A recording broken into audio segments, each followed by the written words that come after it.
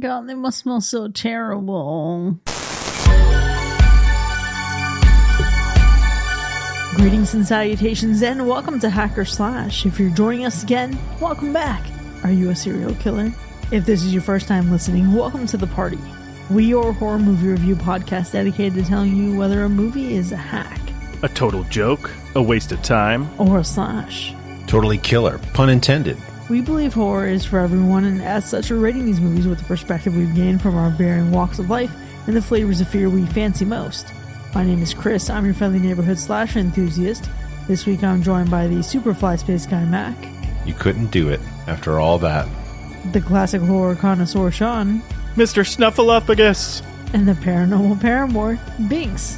You seem like a nice guy, but you never really know.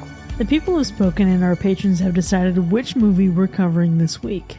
And for our patrons, you'll also get to hear our B-side at the end of this episode where we get into some ridiculous first date situations. Absolutely. Now, this week's film comes to us after a fraught production that was shut down, endured harsh criticism from studio executives, and demands for its leading lady to be recast. It overcame those hurdles, though, to become what many considered to be one of the best horror films of 2024. And the film shows us that sometimes a single night can change everything, and a chance encounter, even a fleeting connection, can spark unparalleled chaos. This week, after winning 71% of the overall patron vote, we're talking about Strange Darling.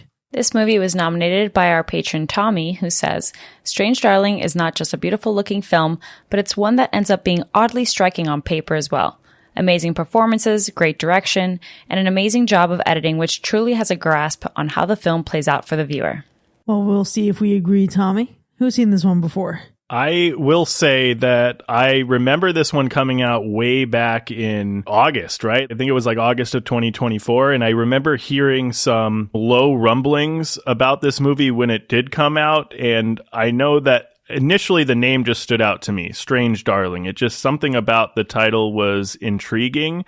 And I ended up watching this one probably, I don't know, like a month before it showed up in the lineup. And so I was like, okay, well, I get to watch it a second time, but it's just one of those movies that like I heard a little bit about when it first came out. And I feel like as the year progressed, I kept hearing it circle back. And then by the end of the year, I heard it on a lot of people's top 10 list. Yes, like mine. So at the end of the year episode, I mentioned that this was like my honorable mention that we didn't get to in 2024. I've talked a bit about how I really thought this was going to be my favorite horror of the year until Nosferatu basically swooped in at the last minute. But when it came to the film's premiere, I had heard of it because, as we know, I love Kyle Gallner, and he had promoted it on his Instagram. I don't really remember if I had seen a trailer, but I do remember that seeing it from his Instagram, I was like, I need to catch this in theaters. I thought I was going to miss it because a lot of things had come up. Was able to catch it just in time. I went with one of my closest friends and his sister, and so glad that I got that theater experience. I did not get the theater experience. It was something else. But I did. Now, the thing is, though, we did show up a little bit late, like just a smidge. So I'm so glad that I was able to rewatch it again with Chris so that I could catch a particular moment at the beginning that I didn't actually know was there. Suddenly it all makes sense. I'm intrigued to find out what that was, but I don't think I was aware of this movie. When I heard the word darling, all I could think of was like, don't worry, darling. But this did not ring a bell. I was completely out of the loop. Don't worry, darling. Is that the one with Florence Pugh and Harry Styles? Yes. Yeah. Ugh. Okay. I love Florence Pugh, but I do not like Harry Styles very much. I really wanted to see this when it was in theaters. I never got around to it. I remember this specifically seeing the trailer and having a immediate instinct about what this movie would end up being. One, I wanted to see it because Allie has this whole fucking joke that I'm a serial killer because of my handwriting. And man, even though it's Kyle Gallner and I'm not a huge fan of him, I had a feeling that Binks would fucking eat this shit up. But this movie looked really interesting based on the trailer. It looked obvious, a little too obvious, which set a very particular expectation for me, which I will not share here in the spoiler-free section, where I have shared it already. Binks mentioned that we watched this movie together. She and I actually did watch-along commentary for this movie for her millionth time watching this. Well, not millionth, but second. And then my first time watching this, she shares some behind the scenes facts, etc., and thinking about like the producer and the cinematography for the film. So there was a lot there to unpack. I shared my expectation for this movie right at the beginning, right before we actually started watching it. And you'll find out later on in this episode how that impacted me. But I think the way this trailer was cut was really interesting. Obviously, the storytelling in this movie is what makes the entire experience of the movie. And I think the trailer did a good job of not completely revealing that. It almost, I think, tried to subvert the expectations. But I'm curious for Mac, what were you expecting? I honestly didn't know what to expect until I started. And so I think it's like 2 minutes in, I'm thinking to myself, this is not going to be fun. I'm not going to have a good time. This is just going to be too gruesome or too violent or something like that. I thought it was going to be more of like an exploitation kind of film, and I wasn't into that. I think it's interesting we're talking about expectations going into the movie. I would not recommend watching a trailer. I wouldn't recommend going into this one with any kind of clue. Like, go into this movie completely blind, because if you know nothing about this movie, I feel like you're going to have the most enjoyable experience. I feel like the way this movie delivers its plot, the way the story unravels, I think you're in for a wild ride. And the entire time I was watching this movie, I went from feeling like I knew the direction this movie was going in, and then it would take a sharp turn and go in a direction I didn't see coming. So I feel like the less you know about the movie, the better it's going to be for you. And to be clear, Sean, did you have those trailers and the expectations going into it? No, I heard about this movie when it came out. I remember hearing the title. I remember it coming into conversations, but I never watched the trailer. When we decided to watch this movie, not for the podcast, my wife was like, oh, let's watch Strange Darling. And I'm like, Strange Darling, that sounds so familiar. Like, I keep hearing it. Yeah, let's do it. But at the time, and I think somebody recommended it too, but at the time, you had to either buy it or rent it for like $20 or buy it for $25 or something like that. And I'm like, well, for a few more dollars, I'm just going to buy it. It's highly rated. I'll probably want to watch it again. And that was a good instinct. So what concerns me about this is that, okay, if you've seen the trailer, I think that's one thing. What has concerned me about this movie and the approach it takes to its storytelling is almost saying go in blind, it's a crazy ride, almost ruins the experience, I feel like. Why do you think that? That's interesting that you say that, because a lot of the things that I've been told, so I saw it on Kyle's Instagram, but I saw a couple people review the film as well that got like early screenings. And they kept saying the same thing, go in blind, go in blind. So I say that I maybe saw the trailer because I go to the movies all the time, but I actually don't think I did, because I was completely taken off course when I was watching the movie. But I think that that's good, because if you have seen the trailer, I think that you're already going to have a preconceived notion of what the movie's about. So you therefore are going to have theories of what the movie's about. I'm not going to say to not have those expectations and those preconceived notions. I'm not saying that. But what I am saying is to say and to almost build up the idea of like you have to not know anything going in. I feel like it almost over promises an experience that doesn't quite get fulfilled. Yeah, I see what you're saying. I think it just depends on the kind of person you are, right? If you overanalyze things while you're watching it, and if you don't just like go, if someone says go into it blind and you just go into it not reading or watching a trailer and you sit down to watch the movie and you just kind of let the movie take you through its course, then I think that's where it shines, right? But if you're someone that like, even if no one tells you to, just starts a movie and immediately starts to guess things just because you want to find out, or you're the kind of person that has to look up the ending before you get to the fucking ending, you know what I mean? Like, then this is not the movie for you. I agree, because the thing about this movie is that it's nonlinear storytelling. So when I first watched it, that to me was so exciting, but that told me, okay, I have one of two ways to go about this. Either I treat this like a puzzle, like a mystery, and I love mysteries and I love solving things, but then I'm probably going to ruin it for myself, because then I'm going to be able to catch on to whatever's happening very, very quickly because I consume that stuff very often.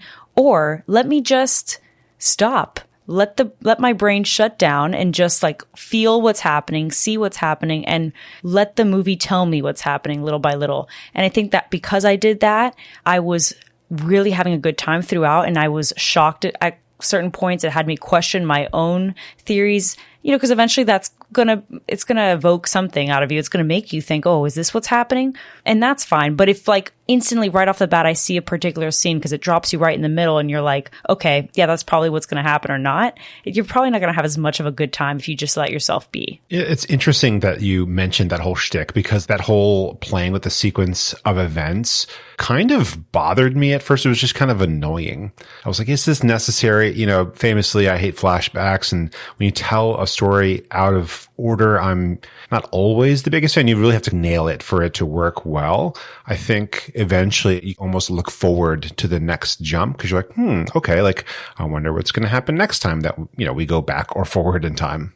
Yeah. And I think part of what made this movie feel unique were just the twists and turns that it takes throughout its entire runtime. I feel like if there's one thing this movie does, I feel like it's constantly allowing you to be met with surprises along the entire runtime of this film. This movie certainly structures itself to deliver what it expects to be a surprise for the audience. And it's fun for sure. Like I had a great time watching this with Binks. I think this movie is fucking stunning to look at. I think it's entertaining. I think a lot of parts and moments it's amusing. And I think there are other moments where it's like, ooh, okay, this feels very visceral. But there's a lot of reasons that I like this movie, but I don't think any of it has anything to do with its approach to nonlinear storytelling. Like it was good, it was effective. And I think if you didn't have that, I think I would still like the story. You know what I mean? I know that it's supposed to elevate it and supposed to make you feel like you're on these twists and turns and make you feel like, okay, this is something that you're not going to see coming. But I think at the end of the day, when you look at the story that we got and the characters that we get, I think I still would have been invested even if we didn't have that. So I don't know. It's interesting. This movie did not feel, I think, in a lot of ways surprising, but it's still well executed to just be entertaining. I think for me, what I found to be so surprising is its overall topic. It's a pretty polarizing topic that it addresses and the things that they get into and the characters that are in this film. So we can't really get into it because, as we said, like we want to keep that, spoiler free. But I also want to preface that there is a potential trigger warning here. It does involve what may be an attempt of assault. And I'm phrasing that way in particular because it doesn't get there. But so just a heads up on that front. But I would say that in general, the topic is something that at the end of the movie, at least for me, when I first watched it with my friends, we were like outside of the theater talking about it for a bit. Like, whoa, like there's a lot of conversation that can go on here, not just from the main characters, but the different characters that start coming up as the film goes on and the way that they treat the scenario. So I think it'll at the very least be good conversation if you watch with someone else. For sure, good conversation. And here's the thing about that. There are these moments in life, and maybe you've all experienced this as well. Have you all watched a movie with your parents and then there's a sex scene and you're like, oh, I don't want to be here for that. Yep. This has one of those moments. Binks and I were sitting on the couch. We're like, this is super uncomfy. And you know what? We watched some weird shit. All right. So this isn't about Binks and I, but this movie has a way of making you feel uncomfortable, which again, I say it's well executed and effective. The disappointment that I have, though, actually starts to fall in line with a little bit of what Binks is saying here, with some discussion of a greater message that this movie appears to be giving or hinting at or giving a nod to. There's a moment in the third act of this film where I'm like, oh, we were doing a really good job here, and I feel like we just fumbled. Like, you finished the race, but something just happened here in the execution where I feel like it almost distracted and maybe circled right back around to saying something that I didn't even intend to say. And that is problematic for me. Yeah, I watched it and immediately thought they have a message or they have something deeper that they want to communicate here, but I don't think it needs it to still be enjoyable, to still be entertaining. And in some parts, it's a little bit too heavy-handed, like a little bit too ridden into dialogue, I feel like, in some small parts. But for the rest of it, thankfully, you don't really have to pay attention to that just to get the pure like entertainment value out of it if you don't want to, which is good for different layers of people who watch this, but I think like the technical execution is what surprised me the most. I mean, that was what a pleasant surprise. We start out, and especially the first thing we see on screen, moving into the next scene, I'm thinking this is going to be just low budget, student, dodgy quality. Right. But we got some like vivid colors that hit fairly early on. I was like, they're going to do something here. This film is going to be so nice to look at. And they did not fail us. I think through the rest of the film, not only did they make great use of that, which was like, okay, you're keeping up with this, but then they make a shift tonally and in the color. And so I think that was one good job seeing what you had to work with and getting out of it. But it was nice because I didn't think that this film was going to deliver something that good to look at. There's a lot of good in this movie, and there are some disappointments. Like, I do have a couple of things that stood out to me. I felt a little bit disappointed. This is going to sound weird at first, but I felt a little bit disappointed in the characters in a way.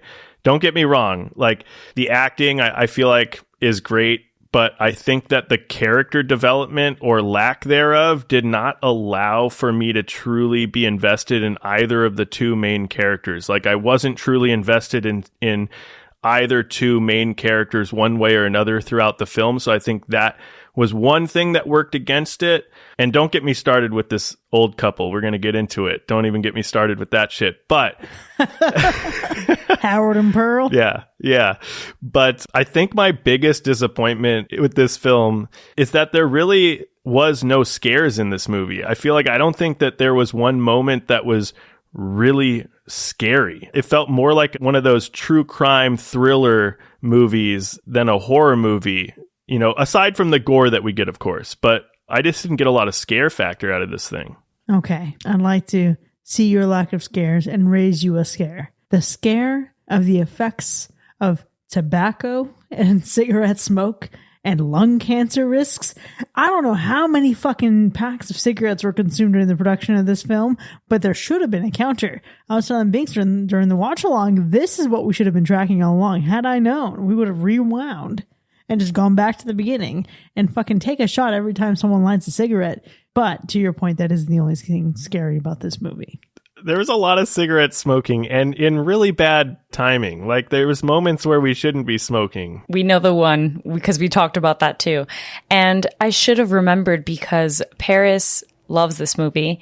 And I remember in her review on Letterboxd, she was saying that Willa Fitzgerald specifically is like the new Jessica Lange, like, cigarette actress. Oh, nice. I like that, actually. I like that take. So are they real cigarettes, or are they like the prop cigarettes that I don't even know what they use for that, but ones that are not full of nicotine and tobacco and stuff? You know what? It's probably props, but in the world of the movie, in the movie's universe, emphysema. I think 2 more packs will do it for them. You can feel the emphysema coming through the screen. Oh boy. But yeah, I think you're right. You know, I think of other serial killer movies like Taking Lives, and those were 100% thrillers that were probably scarier than this, which is crazy because this is much grittier and much more gruesome than anything like that. Right. It is odd. It's kind of like, I get it. And there's parts of this that, like you said, are going to be very triggering. So choose carefully. But I think it's weird that it doesn't feel like a scary movie. It just feels like you said, another serial killer film. It's like their own genre now. Boy, are we desensitized. No, I don't think it's a desensitization factor here. I think that this one, as graphic and violent as it may be, it wasn't really that frightening. You know what I mean? But I do think the premise of this movie, although sounding pretty familiar, the way it's delivered in its execution is where I feel like it feels original, because I feel like, Binks, you said it, the nonlinear timeline takes you down this path full of like little twists and turns. And so the way that it allows the story to unravel feels original, even though the overall premise, it really isn't that original. Yeah, I agree. And I think what I appreciate is that it's not trying to be James Wan. It's not trying to do the overt flashback thing. It knows what it is. And it's kind of like our patron Tommy said, it's also just a great read.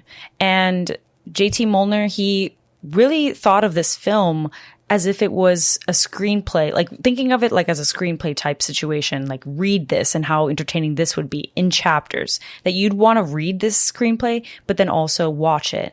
And the little moments where every new scene, we can say, when it's unveiled, it's like, okay, I'm interested now. Now I'm invested. Now I'm trying to piece this puzzle. So it's still that, for the thriller fans that love that mystery like I do, you want to piece the puzzle together. You can still get that, but just let yourself follow the process. Don't jump the gun and try to get to the end before the movie reveals the end for you. And I think what's really cool about this too is that I agree the actual plot itself may not be so original, but he thought of this film just by thinking of the opening scene, the literal intro. He thought of that scene. I believe it was just in a daydream or something like that. He's like, what would a movie look like if it started like this? Or what would the plot be if it was like this? And he just took it and ran. And I feel like that's so fun. That's storytelling. That's cinema, right? Thinking of just one particular moment and your imagination running wild and seeing what kind of shenanigans you can come up with if it was just off of one scene. I love that. I think it does feel original while you're watching, and I don't even know if it's about the time stuff.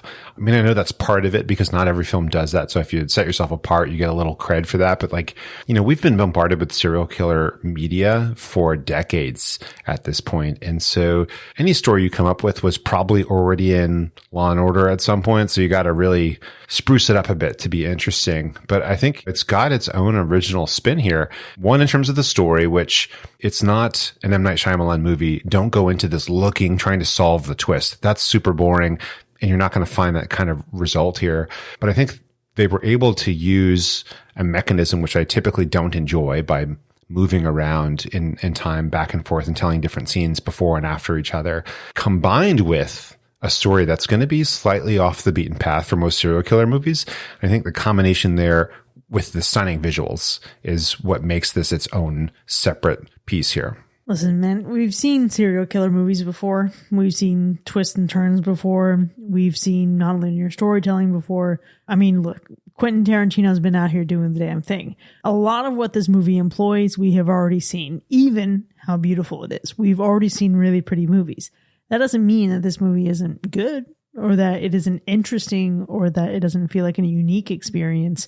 But I don't know that you're going to walk into this seeing something you've literally never seen before. And that's okay. There's nothing wrong with it, because what this movie then needs to be is just really well executed, which it was right up until its ending. And that is, again, the biggest disappointment I have with this movie. Not with what we get at the very end of the movie, to throw back to when we used to break down the endings and segments, maybe the pre-end, not the end of the movie. But man, I cannot tell you what a bad taste it left in my mouth. And even just thinking about what the experience was like watching this with Binks, we're talking about it for a few minutes during, and then after the movie, it's one of those where it's like, I feel like we built up a lot here just to really let the movie buckle under the weight of its own weak knees. Interesting.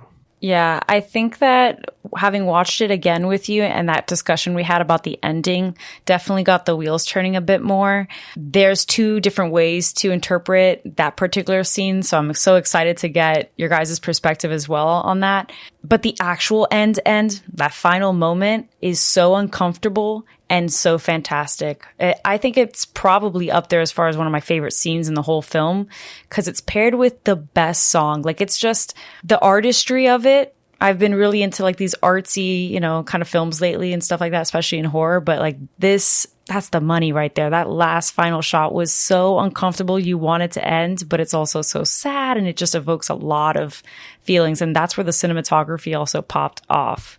I agree with the final moments of the movie, but I gotta tell you, I'm interested to hear where this conversation goes in the spoiler zone, because I think personally, as it stands right now, I loved the third act of the movie. I thought it was one of the best parts of the movie, honestly, and I thought the ending was really great, a nice way to cap it off, a lot of creative imagery that we got there at the very end, and man, I got nothing bad to say about it, to be honest with you. It did add on complications that the rest of the film didn't have. And so suddenly it now had to deliver on 15 different tangents. Whereas earlier it was fairly straightforward. And so that was a point of weakness. I don't know that they really strengthened it. And so when we start finishing up, it was kind of maddening, the ending. That's how I feel about it. And maybe that's just like the story. It's not that they messed up, the cinematography or something, or did something super crazy. It's just the story itself, I felt like was not wrapping in the right way, but they were like, okay, let me cook. Give me a second. I'm going to deliver you a final shot that you're going to enjoy. And I think you're right to mention that last shot. It bothered me. I did not enjoy looking at it at all. And so perhaps that was the point. I don't know. But in between, the transition between the pre-end and the last shot, that I enjoyed. It's a quick thing. It takes like literally 30 seconds, but I was like, that fit the rest of the film way better than the 10 minutes that preceded it. Well, I am excited to see how these clearly mixed signals are going to shake out in our ratings. But before we get there, Sean, how would you describe the gore score? This movie is fairly graphic. We've kind of mentioned it already. I think there are some intense scenes with smashing, stabbing, and shooting. And although we don't get to see everything, what we do see is intentional and lingers long enough to see some brutal moments. So for all the neck biting, ear splitting, and chest carving we get in this movie, it's got to be a solid medium gore score. Yeah, what about the animal report? Well, luckily, this animal report is completely safe for Strange Darling. Well, let's go ahead and get into our ratings then. Strange Darling from 2024 as nominated and selected by our patrons. Was it a hack or a slash? I'll jump in here first because I have the least experience with this film, I believe. And I'm going to say it starting out here. I thought I was going to dislike this very much. The time jumps at first annoyed me, and I got used to them eventually. The sexual violence scenes were kind of burdensome feeling, and maybe that's just due to serial killer film burnout over all the decades, perhaps. But I think slowly the movie started checking some other boxes in the right direction, and I found myself appreciating it more. It really nailed some technical details, like we've mentioned. It had some really gorgeous visuals. It stayed just interesting enough to keep me attentive. It was a bit slow in parts, and it did linger in places that were uncomfortable. And again, that might be deliberate, but sometimes it's a little bit much. I just think in the end, all of that was just not enough to make me a fan of the whole experience. Even though I can respect some of the crazy good work that they did, it just still ended as a hack for me. But it was close. It was close in parts to winning me over. That's fair. Well, on the other pendulum swing of things, I very much shared this earlier in the episode. I shared this at the end of year. This was one of my favorite movies of 2024, not even of horror, but like of the whole damn year. And I watched, as you guys know, 400 films, 76, I think, or something ridiculous new releases. I loved this film. So obviously my scoring is going to be a slash, but to summarize why, this film definitely swept me off my feet and into a roller coaster that I just did not anticipate. I did not whatsoever. And I'm so glad that I just let myself be and consume this film and let it take me on the ride. It had me second guess my own thoughts. I was shocked by the narrative and the things that were going on. Performances were crazy. The production was vivid and just gorgeous, giving me that like 70s Texas Chainsaw Massacre vibe, those bright reds, like Giallo films. Like I just really, really loved the look of everything. It's also just a short and fast ride too. Like it's a very short run time, guys. Like if you want to just watch a quick film, this is it. It's an hour and 30 and some change maybe. So it surprises you and it gives you everything that you need in a short amount of time, especially if you love true crime and thriller films as well. So this is that genre bending film that we tend to find ourselves in every now and then. Now, of course, Kyle Gallner, okay? I obviously love him. We know this. I'm not even going to talk about him much because we know I could go on for days. But who I do want to talk about really quick is Willa Fitzgerald. She was the star of Scream TV show. Haven't seen it, but I'm so glad that I've been introduced to her now because I really feel like this is what's going to catapult her career. I think it was incredible and I love seeing her on the big screen. I love seeing her again in the film. She was so incredible. Like she had me entranced. So I think that even if you're not familiar with some of these actors, definitely Kyle by now. Some of the other cast members you recognize, but if you're not familiar with Scream and her show, this is the perfect film to introduce you to this actress because she was incredible. You'll be locked in. You're going to be curious. And so hopefully you'll consider it a slash just as much as I did. This movie does have a lot going for it. I think at first it looks simple, but as the story unfolds, it becomes something much more than that. I think that the nonlinear storyline is one of the stronger assets of the film. I think it helps to pull you into the story and really keeps you on the edge of your seat as you watch the pieces slowly fit together. But again, I also understand that that may not be the feeling that everyone gets from this movie. It's certainly the feeling that I got from this movie. I think the cinematography is stunning in this movie. When I look at the cinematography and stuff, I actually think of Halloween, and not just Halloween, but John Carpenter in general, because with some of these shots really utilizing high tension and the landscape and the overall atmosphere to keep you like invested in the scenes and on edge almost, I think it's just almost a really great callback to the craft that is John Carpenter. And it's a gory and violent film, but it's not over the top. It's not too much. It's tasteful, some might say. And most notably, the film really stands out and shines in its ability to turn classic horror tropes completely upside down. Just when you think you know which direction this movie is going in, I feel like it goes in another direction, almost breathing new life into the lungs of familiar setups, right? It's something that I think is a little bit unique from what we've been seeing lately. And so this movie, for me, isn't a hack, but it does hack all of those familiar tropes into pieces. And it's a slash because it really does slash the cliches, and it does slash through your expectations. And I had an unexpectedly good time with this one. So there it stands, a slash. You know, I almost wonder if by getting this far into an episode, if you haven't seen this movie, you've already done too much. Because I think you really have to be at a net zero, regardless of whether if you watch the trailer or just listening to what people have had to say about this movie. This is one that I think really quickly telegraphs what it's all about in the very beginning of the movie. And sure, you can go along for the ride and say, okay, well, it's okay that you know what's going to happen. It's probably going to have a great payoff at the end. I don't know that it does. It has a really good ending, but this movie fumbles pretty badly in the third act. And that's what really concerns me about this, because it almost outweighs all the good from this movie and the positive things I felt about it during the runtime. This movie is exceptionally well performed, like Willa Fitzgerald. We have Kyle Gallner. Even though I'm not a huge fan of him, he did an incredible job in this.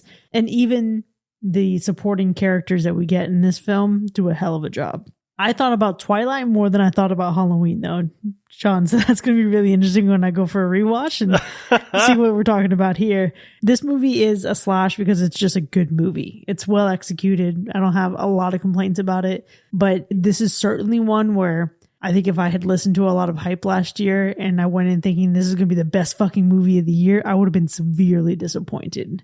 So I'm glad we're watching it now. I'm glad it's got the time and space. But for now, Strange Darling from 2024, as chosen by our patrons, has earned 3 slashes and 1 hack. Now, you can find this movie available online.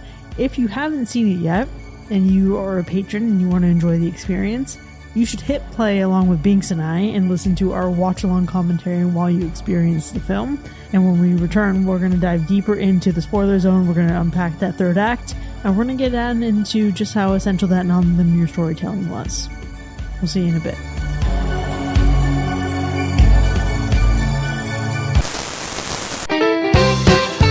This episode of Hacker Slash is brought to you by Frederick and Genevieve's Psychedelic Mountain Retreat, the grooviest bed and breakfast nestled in the heart of the woods. Whether you're a wandering soul or a strange darling just looking to get off the beaten path, Frederick and Genevieve will make sure you're fed, rested, and spiritually, well, unhinged. At Psychedelic Mountain Retreat, breakfast is always a trip. Imagine starting your day with the signature dish, maple murder pancakes, layered with gooey syrup, aged Gruyere, and a drizzle of balsamic reduction, and topped with a fried egg, sunny side up, because everything looks better in daylight, right?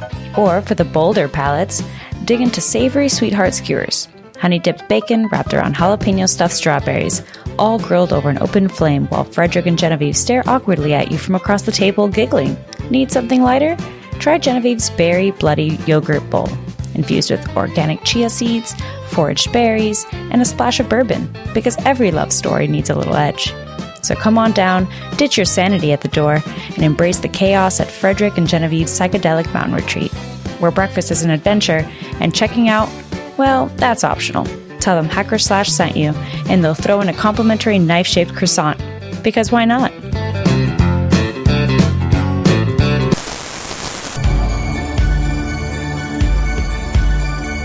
Welcome back, folks. You're now entering the spoiler zone for Strange Darling, which has earned 1 hack and 3 slashes.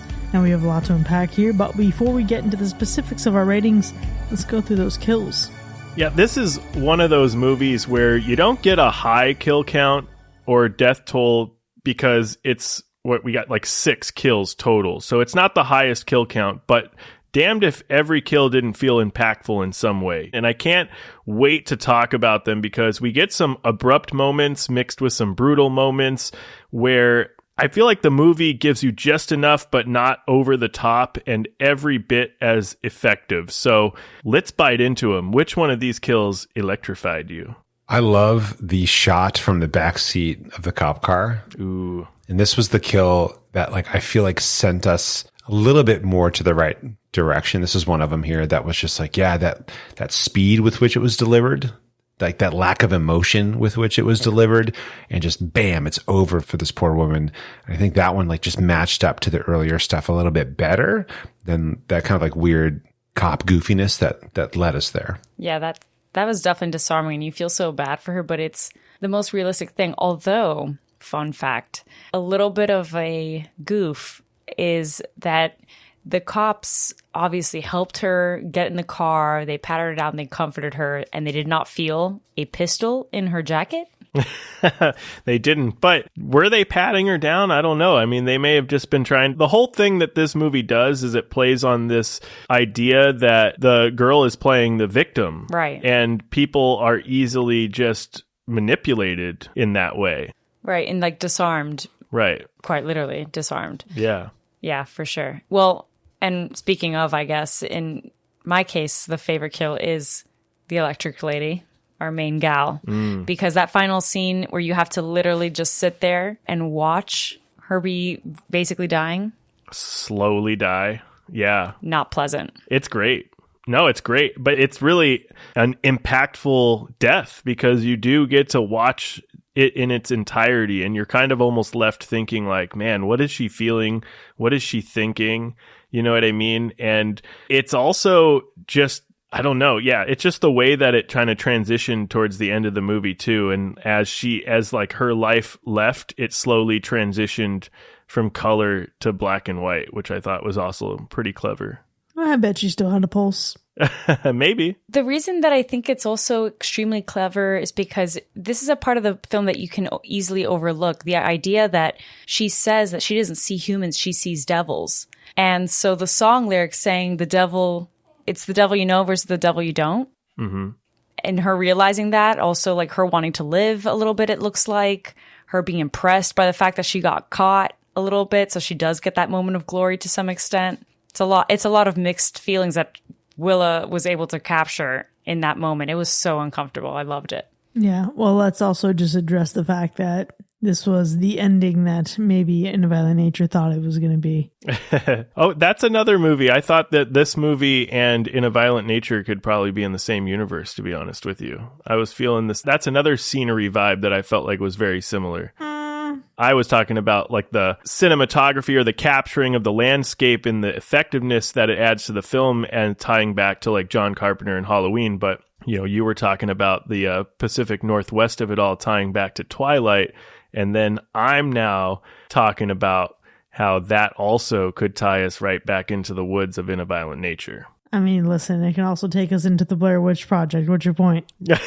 It's all the woods universe. Yes. Yeah. True. If we're going to go the electric lady, then I'm going to go the demon. If not, because who the fuck bites out a jugular? Dude. What? That's pretty vicious. Rick Grimes. It was super vicious. Why does he always die in every freaking film? You maybe think he had it coming? Oh, yeah. No, I know. He did it all for the nookie. I know. This is what happens when you do it all for the nookie in real life. Yeah. All right? Okay, and I say again, if he had just stayed loyal to his wife, wouldn't have had this happen. So I fact-checked that. So during our watch-along, Chris pointed out he's got a wedding ring. And I was like, well, it's kind of insinuated, though, that he's going through something. It's not that he's actually married. So I fact checked it. And he is going through a divorce. He's just wearing his ring still. The wife is never mentioned. No wife, not married, nothing. But that he is going through a divorce is what is being insinuated and talked about during that scene in the truck. Okay. And that's coming from him. He's the reliable source here. The director? I found 3 different articles, Queen. Yeah. I don't know if there's a direct dialogue mentioning the wife specifically, but there's a brief moment when they're talking and he mentions some kind of bullshit. And then she's like, I don't need to know your business or something like that. Yeah, your business is not my business. But, yeah. But I say again, even as this movie reads, you wear your fucking ring and you can either be boo-hoo. Like, listen, man, if you're going through a divorce and you're out here fucking hooking up in a motel, maybe take your ring off. Because as it is, regardless of what the director is trying to project, whatever the director is trying to say, this is how it reads. It reads as one of those men who is married, and it will say whatever he has to say to have sex with somebody else. But then when things get strange, wouldn't he just leave? Because he would be risking things with his wife? Who knows what men do? Yeah, you just never know. You're right. But the other point of this is that he fucking got all the way through this crazy bullshit and then didn't even call everybody in for help. He calls one cop. He makes one phone call to say, hey, I'm in a situation here. I'm in a bit of some trouble. And it's like, yeah, it's either the cocaine or also listen to how I fucking got here. Yeah. Hooking up with somebody. It's fucking sketch as hell. Either way, his death, pretty fucking vicious. But hold on. Last thing I'll say. Mm-hmm. When he's calling the one cop who's his friend, it's also because he trusts the guy, not even so much for the cocaine, but for the fact that this whole movie is about how things may seem. Yes. It looks like that he is the killer from the beginning. Mm-hmm. It looks like even to anybody that were to walk into that situation that he would be the killer. Therefore, he's reaching out to his friend cop who would trust that he would not do something like that. That's literally the whole point of the film. Yeah, it's all part of the theme of the movie, I think. Yeah, I agree. Because if he were to call a SWAT team, like his whole crew of police officers, that maybe don't know him, we don't know the context of all that, he probably would be fucked because at the very beginning of the film, we think that he's the killer. It all looks bad for him. He's got the shoddy. He's chasing people down. There's multiple people dead. He's got drugs on him. He's taken drugs. He's got multiple drugs in his system. He checked into a motel. It's all looking bad for the dude in this scenario. So I do agree, like, he had to find his way out. But all that being said, the kill itself, it's one thing to abruptly take a chunk out of somebody's neck, right? And bite a chunk out of that, right? We've seen some moments like that in real life. We've seen fucking Mike Tyson bite an ear off of somebody on pay-per-view. But we've also seen Patrick Swayze rip somebody's neck out in Roadhouse. You know what I mean? So we've seen some gnarly stuff. But this one, you take the bite out of the neck, and then you see it in her mouth, and then she just kind of like slowly lets it drop out of her mouth. And it's the shot of it falling to the floor, but also the sound of it hitting the floor. And it's just like all of it was just a really impactful kill scene. Definitely disgusting. Definitely not well. It's something for sure. I also will throw in there, and these are all the best kills. We've already covered them, but I will throw in Frederick, the old hippie, because I did like the fact that shit starts to hit the fan in this moment, right? And we just see Frederick with the side of his head or face kind of bashed in.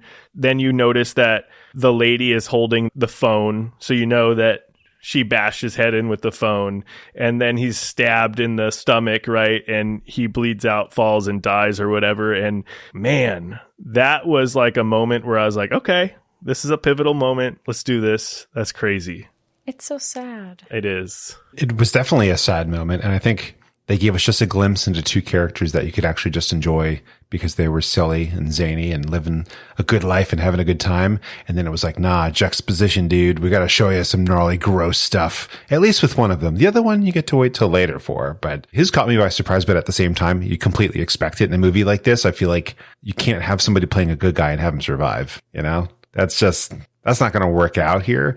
And I think that reveal was kind of cool because the first time we see him just laying face down, you don't know what's going on. And you kind of question, at least I did. I questioned, did this dude shoot him?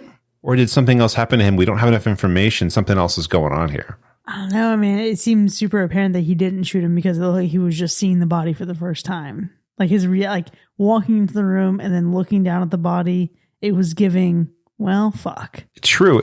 And I think, the film was successful in like setting things up in a certain way that pointed to this guy. And so I think by that point, it was pretty obvious, like, oh, they're going to do one of those kind of things here where they try to subvert our expectations. And so I was like, maybe they won't. Maybe it's just, my own brain always expecting this kind of twist. Yeah. That something has to be off from what you expect. And then it was like, nah, dude, they went there. They did it. Yeah, let me tell you the movie we should have gotten. We should have gotten, let's say, a good 30 to 40 years before this movie started. We should have gotten those hippies meeting on campus. And then we absolutely should have gotten their whole fucking love story up until the moment that this bitch shows up on their doorstep. Oh my God.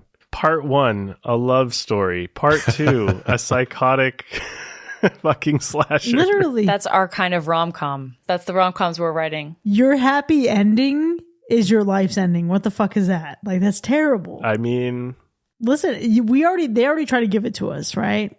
They had the mountain people having their fucking hippy dippy breakfast with their weird fucking plates of crazy ass breakfast foods. no one does that, by the way. What is that? Who eats like that? With their fucking jigsaw puzzle. Whole sticks of butter? Mm-hmm. Whole sticks of butter? Mm-hmm. What is that even? It reminded me of The Substance, like kind of disgusting nature type, The Substance type shit. Yeah, but how did they make it to this age eating like that? There's no fucking way that one of them didn't have a heart attack or a stroke or something. There's no fucking way. Bullshit. That cholesterol's through the roof. Whole sticks of butter, my ass. It was all that acid. It's all that acid, yeah, maybe. But here's what I will say. Despite the disgusting food, the visuals of it being cooked, plated, all that felt like art. Maybe nasty art, but it was fantastic. Overall, cinematography, you mentioned a little bit earlier, incredible. Yeah. And I have a fun fact for everyone. Giovanni Ribisi, he is, hello, great actor. Avatar, Lost in Translation. I was telling Chris in the watch along, about him. She hasn't seen some of these films, but she's at least seen Avatar. You have to have seen him in something. For some reason, no matter how big a movie he does, I always will remember him from the brother in Gone in 60 Seconds. Like, that's what I go to every time for some reason. I don't know why. That's my image of him always. I think he also was like in a few episodes in Entourage maybe, or like he's like in a ton of shit. Okay. You've seen this guy's face. That is without. He's in Ted and Ted 2. You missed that. Really buried the lead on that shit.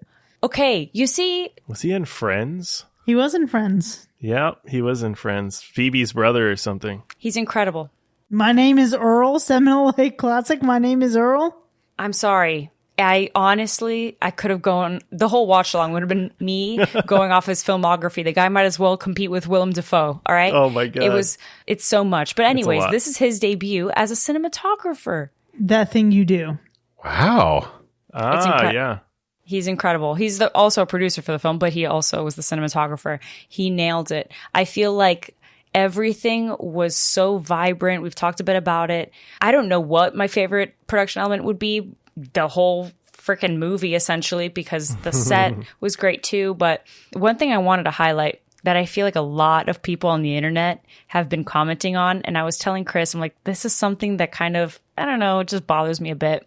A lot of people had some opinions about the fact that it starts by it saying shot in 35 millimeter. And people were like, oh, that's a little bit pretentious, whatever. First of all, the guy has probably made like one other movie, maybe a couple. Like, this is his big debut. Fuck off a little bit. Let the guy, be a bit bolder. But more so, the way I read it and interpreted it as like 50s and 70s films that displayed that they filmed in VistaVision or in DuoVision and things like that. That's how I interpreted it. I didn't even think much of it. And so because it generally has a vibe of the film being like Texas Chainsaw Massacre, it being set in the 70s and all that, it kind of reminded me of The Love Witch, 2016. But if you watch that movie, it looks like if it was definitely in the 70s. Or we talked about The House of the Devil with Ty West. That's 2009. Definitely looks like an old film. Like, it gives that vibe a bit. So if it says that it's like 35 millimeter, I just think like, okay, yeah, it's trying to be like a film in the 70s because it looks like it's a film from the 70s or 80s. But somehow that reads as pretentious. I don't know. I'm like, okay, I guess. Listen, a lot of things read pretentious to a lot of people. It is what it is. It's interesting. But I mean, I thought at the very least, if not that, the fact that Giovanni Ribisi, famed actor, now cinematographer, look at that. That's awesome. That's good to know. I mean, he's just good at what he does. I still think of Saving Private Ryan, I believe, when I see his face. Yep, that's another one. Chris hasn't seen Saving Private Ryan. Nope. Well, as someone who was a teenager through the early 2000s, and an adult in the early 2000s, it was just like part of my formation. I think that and Band of Brothers were essential to me developing for whatever reason in life. I remember when those movies came out and I thought, nah, I'm not about that. My dad was so into war movies that I hated war movies. I see. But I think of his face in war movies for whatever reason. And that's really cool that he was able to be a cinematographer here. I think, aside from the cinematography, the color grading, the saturation in this film is just next level. And there's moments where you don't even realize what you're looking at until the red boots kick you in the eyeballs. And it was just so effective for me that we have that in many scenes, just like really crazy pops of color. The green is super green and the red is like blood red. And it made up for, oh my gosh, it just made up for so much. I think you could have just had still shots, which they did effectively by how long they lingered. And it's just nice to look at because of it. Yeah, 100%. This movie is gorgeous. I'm even thinking about the split diopter shots when she's about to give him what he thinks is cocaine and she ends up giving him ketamine, which however old I was yesterday when Binks shared with me exactly what ketamine really is. I don't know shit about drugs. I only know that people seek ketamine in hospitals. And to be clear, I only know about them because I watch a lot of movies. Which is fair and valid. I just don't watch a lot of movies where ketamine is brought up. I just specifically don't. But this movie is stunning to look at. Obviously, we really ran that into the ground. I think even the music in this movie is something to behold. I would buy a vinyl of this movie. It's a great call out. I think we've all touched on great points, the set design and the overall cinematography, because I think we got a wide range of these really interesting shots. Like we got these almost claustrophobic close-up shots. We got these really interesting, eerie landscape shots. We also, like the visuals we get, really help to set the mood of this movie. It helps narrate the story in a way. But then, music, yes, the soundtrack for this movie, but I also want to highlight even just the score in this movie is super menacing and disturbing. I feel like we're getting like a lot of this type of score recently in some of these movies. So it's not even just that it's unique to this movie, although this has a unique score. I feel like we're just getting these intense and uncomfortable scores behind these movies, this almost ominous lurking ambient sound that follows you throughout the whole film and hits you in this really uncomfortable like rumbling right in your like center sometimes. And it's really effective in some ways. It could be overused in some ways, but I do want to notate that it works really well in this movie. Speaking of music, I want to take a step back for a second, Sean, because you mentioned the Old Stoners. Yeah. And I want to bring them up because I actually enjoyed them. And that whole scene of them just like hanging out at home, aside from the really strange breakfast thing, right up to the point where the electric lady knocks on their door, that whole setup I think was brilliant. I really enjoyed it. Favorite scene of the movie. And it's just because of how well it completely clashes with everything else and takes you out of it and makes you think about something's about to happen. Meanwhile, my favorite scene is the knock on the door to the chicken in the backyard. That whole segment right there, because that whole thing, shit's fucked. And that is where I found this movie to be really interesting. It was when the chaos collides with the ordinary and the mundane. Now, I mentioned earlier, these people are living out their golden years. These are the folks who have lived a lot of fucking life, and they're here on their little farm with their chickens and their fucking house and their weird art that seems to be of each other. It is. They were just living the rest of their days in a way that felt really wholesome and natural for them. And unfortunately, those days were numbered. And that's the real tragedy of the movie. Can I tell you what didn't feel natural, though? It was the awkward way that they were sitting there giggling at each other from across the table. Staring at each other. Oh, they were high as fuck. I mean, shit. I've been high as fuck. I don't know if I'm doing that at the other side of the table, but maybe that Panama Red is really hitting. Man, I want to talk about one of my favorite scenes in the movie, and it's chapter 2, Like to Party, right? Because now we get this really awesome scene, and it's nothing that's like super mind-blowing, but it's just, this is where the demon starts to feel a little bit weird after getting drugged by the lady. And it's also where the story starts to fully kind of reveal itself and the true antagonist starts to come to light and the lady emerges as the electric lady. You know what I mean? And it's really well acted. A lot of these moments are really well acted, despite how much investment you have in these characters, which was one of my disappointments because I really could give a fuck who lived and who died in this movie. To be quite honest, I do think that it was well acted. And even the moments in the beginning, like when they're talking in the car, like Willa Fitzgerald, amazing job. Like the acting that you're getting in this movie is phenomenal. And this scene between the two of them, I felt every bit of how awkward that scene was. And it was a really great slow reveal. Yeah, their performances really were immaculate. And even Willa Fitzgerald, because I know you talked about her in Scream and you haven't seen it yet. Scream was a good show, but it was a step below what I think Pretty Little Liars would be. I had fun with it. It was a good one, but I don't think that show even comes close to showing what her acting chops are like. And so I was surprised to see how fucking incredible she was, to the point where, Binks, you mentioned that was the same her from Scream. I'm like, no fucking way. Unrecognizable in this movie.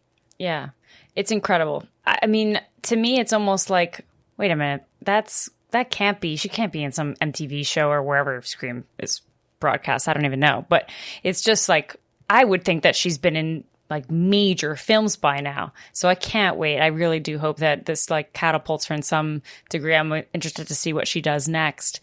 I think that now that we're talking about her, my favorite scene is them in that car. It's that David Lynch Blue Velvet lighting type deal.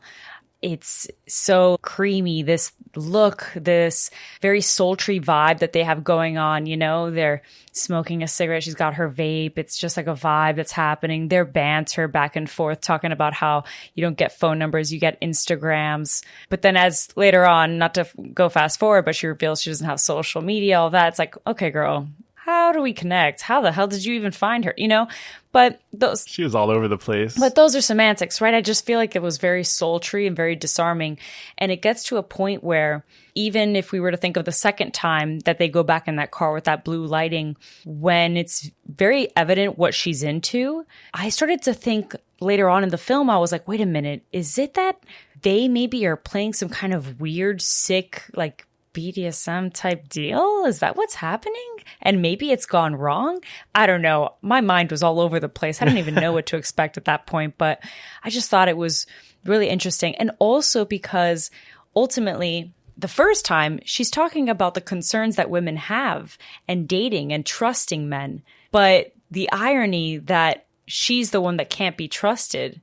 And I think now diving into her a little bit, what I find so fascinating about the lady, the electric lady, is it almost seems like she is trying to be some kind of like morality police to an extent, because going back to what I said earlier, this premise of her saying, I don't see humans, I see devils.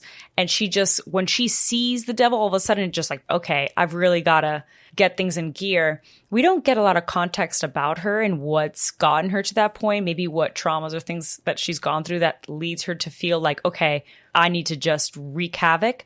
There are some people that are just like caught in the crossfires that are in her way. There are others that it's obviously intentional, like a serial killer to some extent, right? But to go and have this whole dialogue of how, you know, you have to be careful. Women, you know, we are just trying to make sure that we don't get murdered when we go out. And then you're the actual one that's murdering people is just so interesting. It's like very hypocritical to an extent. Yeah. And ultimately, we just don't see a lot of female serial killer POVs and like films about them either. So I think that that's also what was very interesting and intriguing about her as a character too. Yeah, when we got into the watch along yesterday, when I was talking about my expectations of Binks, I was talking about the trailer, and I remember thinking, okay, well, she asked the question, are you a serial killer? And then he is shown very obviously with a gun, And it's like, okay, well, this is a lot to reveal. And so clearly this must not be the case. And so pretty immediately I was like, all right, this is going to be another Eileen Wuornos situation. It's going to be a female serial killer. And then when we get the opening title crawl and it talks about one of the most unique and whatever blah, blah, blah, serial killers in the United States, it's like, all right, great. Unique. So it's not a straight white man. Fantastic. Here we go. It's fucking here. So her character is interesting for sure. That's why I think I could have taken it at face value. I don't feel like I needed to be fooled into liking this movie with its nonlinear storytelling. I think I would have bought it hook, line, and sinker just seeing this play out from date to their fucking showdown in the mountain people's house and her biting out his fucking jugular. I think that would have been interesting on its own. But her as a character and what we get into, I can appreciate the dynamic of it. I can appreciate what message it's sending, and I can appreciate the commentary on it. What I don't appreciate, and this is where we get into the shit that really bothered me at the end, we have the two cops at the end, and we have a younger female cop who is, her instinct is to go protect, and like, okay, it's very obvious what happened here. She has created the situation. Her intent is to fool, right? And her intent is nefarious. And we have this older guy who's like, well, that's not the protocol. We need to figure out if she's a victim or what's going on. The problem with this is the way that whole moment was constructed and felt. It didn't read to me as the simple, well, the whole point is that she's a female serial killer and, you know, can't always believe all women. Well, fucking yeah, but also women already aren't believed all the fucking time anyway. So I don't know that point had to be made in this movie. You know what I mean? This movie was fucking rock solid without that whole thing. And when you get into this dynamic of the two cops and then going back and forth with each other, and then it becomes to be like, okay, well, now a woman in this line of work who has compassion and empathy, her instincts cannot be trusted. That's the message that this also sends. So I really don't like it. I really don't fucking like it. Interesting. So I actually didn't take the movie that way at all. And I can see the point. Like, it's definitely there when you talk about it, looking back on it, but I got less of it intentionally trying to say that you can't trust the judgment of this woman or we're doing that. Like, I got more of, we just want to take a play on what you are used to seeing in a horror movie and just kind of flipping it on you. And we want to take all the cliches and we just want to just kind of twist it around and turn it upside down and just kind of have a fun take on a familiar tale. And I took it more so that way and less about a direct jab at like women. Yeah, because here's the thing. Obviously, I don't believe that the director's intent is to jab women. That's not the obvious intent, right? But it is I think, an inherent lack of perspective to not be able to consider that when making this. And that is the real problem. From the writing of it, to the filming of it, to the editing of it, to the screenings of it, there is a gap here in perspective. And that is just what fucking kills me about this. Again, it's just this may not have been the intention, but this is how it comes across. And women are already not believed. So that's the part that what we were mentioning that I didn't, at the watch along, that's what I kind of thought more about. Because yes, at the first watch, that's one of the things that my friends and I, we were talking about, but it was more along the lines of the several different times throughout the film that we as viewers, but also the characters, see the lady and assume that something is wrong with her, like she is the victim. And that's like the biggest premise of the film. But I feel like ultimately you have to tread delicately with how that's written, because at the same time, what's really resonated now on the second watch is that police in general, whether the cop was female or not, police in general just don't tend to believe women anyways. So it's interesting that we see the opposite of what's pretty common.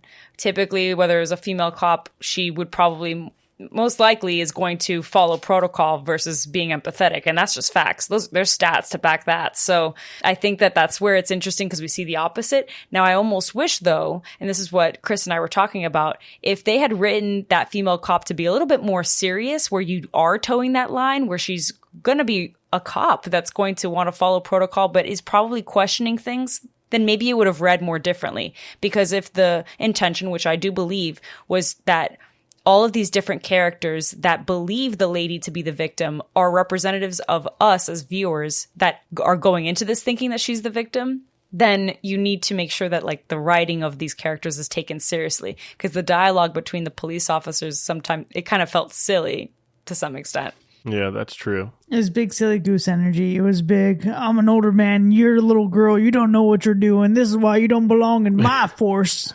I fucking hated that. Fucking hated it. That one for sure was pretty prevalent. The experiences of women are not a cliche that need to be or a trope that need to be subverted. That's just like, leave that shit at the door. Everything else you got going on in this movie, fantastic. This is not a fucking arena that needed to be contended with. I have to agree. And the back and forth that you mentioned, the goofiness of it all, that really kind of takes you out. That's part of the ending that I think is bothersome, because it's like, we didn't really need these two characters. If you're going to use them, you're adding this complexity. You have to deliver. And I don't think they gave enough context. Yeah, we can figure out that this dude is either a cop or friends with cops without you having to tell us. But I think had they made it a bit clearer that, oh, perhaps he doesn't believe that she's the victim because his friend just called them and said he got himself into something, and now he's dead. Maybe that's why he's not buying into it, because he just heard from this dude, you know? And so I think instead what we get is that weird tone deaf message. And it's strange because they could have fixed it, I feel like, with a little bit of twisting and how they delivered the dialogue or some other form of the writing here. I think it would have been just spruced up just enough to patch that hole. And I think that happens anytime we get outside of our main characters, is we get just a little bit rocky with whether it's dialogue or the interaction between these side characters and our main characters. The main two we're pretty much spot on for most of the film, but it's these extras along the sidelines that are like, oh, you didn't quite nail that. Yeah, I feel you there. I will say, though, we do want to give it up for Kyle Gallner, though, because I think, man, underrated actor. We haven't talked about him a whole lot in this episode yet, and I think, man, I like overall the work that he's done in the past, but also the work that he did in this movie. I think also it has to be noted, right? Sean, I really was looking at my notes and I was like, damn, are we about to end this episode and we didn't talk enough about Kyle Gallner? Because I really just didn't want to be that person, but you opened the floodgates. So here I am, number one fan. Yeah. Once again, another film that he's made that I absolutely love. I would say of all the films that he's done, and I'm probably missing just a few more, like Red State is probably my least favorite, and even that one's like pretty decent. Kevin Smith director, hilarious guy, so like, there's that, but quite the film. I just feel like watching his growth in acting is just incredible. He's something else here. And it's interesting because in the last couple films he continues to play this character that's troubled to some extent. You are questioning his motives a little bit, or you think like, this guy not really that great, but has some decent intentions, because there's like several moments early on where he feels uncomfortable even doing the things that she's asking him, and she's challenging him and practically calling him like a little bitch when he doesn't do it, right? And he feels uncomfortable in those scenarios. And it's interesting to see a man in that kind of situation until, sure, there's a particular moment where he gets aggressive. There's a couple moments there where he's clearly frustrated, sure. Yeah. And that's calm. I mean, that's what we expect in men in particular, or I would even imagine anyone in that scenario, right? Where you're like, okay, are we going to do this or we're not, But he's pretty respectful when it comes to consent and making sure that things are fine and all that. I don't know. I just thought he did a really good job of depicting that, and his aggression as well, when he just loses it. Yeah. He's unhinged. He can go from 0 to 100 real fast. So I loved their chemistry, and I loved how they matched each other's energy. Yeah, it's interesting, the dynamic between the two, because I've mentioned how didn't really get invested in either character of like who, the acting is really good. So those two usually don't pair up very well. However, there's like these little glimpses, these little moments where it kind of teeters between these two characters or these two actors, right? Because there's like moments where you're kind of feeling a little bit of sympathy or empathy or whatever you want to call it for Kyle Gallner's character, the demon, right? And then there's moments, even when you know that the lady or the electric lady is the electric lady and the killer and the antagonist in this story, there's still moments that shine through where you feel like you're rooting for her in some moment, right? Like you feel a little bit of sympathy for her in some moment. So I think there's like kind of like this teetering between the two characters and what you feel for each one in a way. And there's glimpses of that shining through. I wish we got a little bit more of that, but what we did get, I think was pretty good. I will say they did some weird shit in this movie, though, the two of them, right? Like, I think you got to give it up for the demon. Just, I mean, the amount of blow he did to counteract the ketamine. I mean, props to that dude, because, I mean, you got to get your heart going in some way, and that's one way to fucking do it. But I'm surprised he didn't have a fucking cardiac arrest. that's a lot of uppers and downers happening at the same time there. And the fact that we already mentioned it earlier, and you guys said that you talked about it in the watch along, but why did we light a cigarette in the woods trying to escape? Was there like some unknown decoy ploy that I'm not aware of and the film decided not to show? Or was she just like, hold on, I need a smoke break, let's do this? Yeah, honestly, a stressful moment for her. The second she lit that up, I'm like, okay, like he's not going to smell it. Or, yeah. Like he's not going to see the smoke. That's what I'm saying. It's such an odd decision to make. It was a terrible decision to make. And honestly, I think for all the things we could have gotten more of in this movie, we could have gotten less of the cigarette smoking. Listen, y'all do you, whatever. I'm just saying it was a lot. Honestly, it was borderline campy. How many fucking cigarettes got pulled out in this movie? And none of them finished, I don't think. None of them. There was ashtrays full of like full cigarettes, it felt like. At this point, just go back to your fucking vape. She abandoned that vape. Yeah, what happened to that vape? It stayed in the hotel room, I guess. What the fuck? It is a great bit, though. I can imagine that, like, in a comedy movie where they just continually light and smoke new cigarettes, like every time they cut shots between characters, that would be hilarious. And if this were campy, it would have worked so well here. But because it wasn't supposed to be campy, there was a lot. At one point, he was like, oh, I want to pass her the cigarette. And I was like, wait, wasn't she already smoking a cigarette? Like, I'm so confused about how many cigarettes are in play in this situation. Oh my God, they must smell so terrible. Also, kissing someone after they smoked, too. Gross. Gross. Was that your worst part? All the cigarettes? No. The worst part is absolutely the cop scene, and I will not be silly goose about this. Fuck that scene. Fuck the message it sends, even if it's unintentional. Second runner up there would be the cigarettes, yeah. Fair. Okay, that's fair. I actually will say that I'll match you, and the worst part is the cop, for sure. Especially after this rewatch. I'm like, yeah, could have done a little better. Well, before Mac tells us what the best part of this movie is, I am going to share that I actually think, reflecting on it, watching it twice, we've talked a little bit about it. Chris, you mentioned it early on. I think the worst part of this movie is that once you've seen it or figured it out, it starts to become less special, in my opinion. Like, it's a great film. There's a lot to admire in the making of the film, but to me, I do think the execution and the story unraveling and that first impression is probably what I think is going to be the most impactful thing about this film. And I said it at the beginning of the episode, and I'll say it here. I think you just need to go into this one blind, and so you also have to, I mean, it's just one of those unfortunate things where once you've been on that ride, if you let the movie take you on that ride initially, but once you go on that ride, I just don't think it's going to be as fun the more times that you watch it. Now, I've watched it twice, and I think that it was great both times, but I don't know what that means for a third, fourth, fifth, sixth watch. You know, like the more I watch this movie, I think the less great it will be. Just my opinion.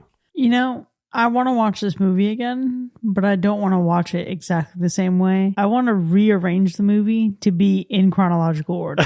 Chris just really wants it not to go a non-linear order. Like, no, listen, the non-linear is fine. You sound like Miramax. Hold on a second. To be clear, the non-linear story was well executed. But I also remain convinced that I also would have appreciated it just as much linear. I think it would be a little bit boring. But because I find her interesting. I think it would be the same old. It would be so boring. I don't agree. I don't need, I think, the gimmick of nonlinear storytelling to be invested in what they had going on, because I think you could watch this from the beginning. It seems like, okay, they're just fucking around. He's about to find out. And then I think you can just appreciate the escalation of it. That's something that I want to try to do. There's nothing wrong with that. I would watch it. If it existed, I would watch it just to see how I felt about it. But I honestly think it might be a little bit more boring. That's just my opinion. I don't know. But I respect your opinion too. I just don't know. I don't know what to think about it. I'm understanding Chris this whole time, because it's kind of like when Kendrick Lamar released Damn and then came out with the collector's edition where it was completely reversed and everyone's like, oh my God, we were listening to it wrong the whole time. And now it's so much better with the tracks reversed. And it doesn't really matter, right? You're going to enjoy the songs either way. I only now listen to it in the collector's edition, whatever they call it, like format. So I don't even remember what it was like to hear it the other way. I think if I were to watch this in chronological order, I wouldn't care about the actual OG cut of the film. I think I would still get the picture. And I actually think it would make more sense if you're trying to convince people that one character is one way and one is the other, because chronologically, that's how it starts. So why would you need to jump around to have that same effect? I think it would actually work extremely well to tell it chronologically, and I would be down for it. I'm never a big fan of time jumps unless you're going back to like the 1990s and you're from the year 2000, whatever, because you're in Star Trek. In that case, cool, go through time. It's a lot of fun.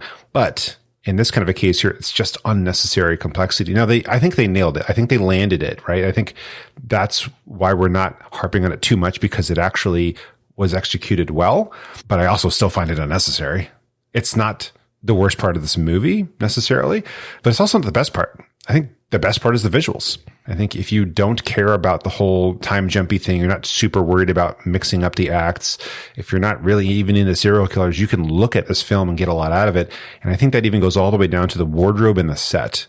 A lot of that's the play with colors, which works extremely well. But there's just something about it here that, like, this is supposed to be gritty and disgusting. Those moments, they pop as well. But just the background stuff, just the lovely little cottage that these old stoners like live in, there's just something about a lot of these moments that feel heavy because of the way that they're set up. I think the visuals is exactly why I would continue to watch this movie, and I will continue to do it. I also watched it at one point to go to sleep, but we're not going to count that in my watch count. But I see it in my near future. My brother hasn't seen this movie yet, so I really want to see it with him. I think it's fun to watch with someone who hasn't seen it. I've experienced that now. I love it. But then again, there is a heavy bias considering Kyle's in it. But I think it's entertaining, although I will admit, Sean, that, like, yeah, of course, what's so great about this film is watching it for the first time, and nothing's going to feel like that first time watch, like that invigoration, how I felt when I was out of the theater, when I was like, holy shit, this took me for a ride. No, I didn't get that same feeling, but I still really enjoyed it, and I think it's really fun to kind of revisit, especially because it's a quick watch as well. Well, I suppose we'll find out if this was just as fun for our listeners, but for now, there you have it, folks. Strange Darling from 2024, as nominated and selected by our patrons, has earned 3 slashes and 1 hack. Now, we certainly had a robust discussion here, but the conversation and debate about this movie doesn't end here by any means. It certainly does not, because there's a lot more to unpack, actually, and if you want to find out how you can go further than this episode, consider supporting the show. You can check out patreon.com/hackerslash and enjoy even more of the show, including bonus content with early access, extended episodes with our B-sides, movie nominations, and live shows. And if you're just as much of a strange darling as I am, leave us a 5-star review wherever you get your podcasts. This helps us continue to deliver great content for all you horror fiends out there. We'll see you next time, folks, and remember, violence, that's no joke. That's life or death. Do you still want to get a room?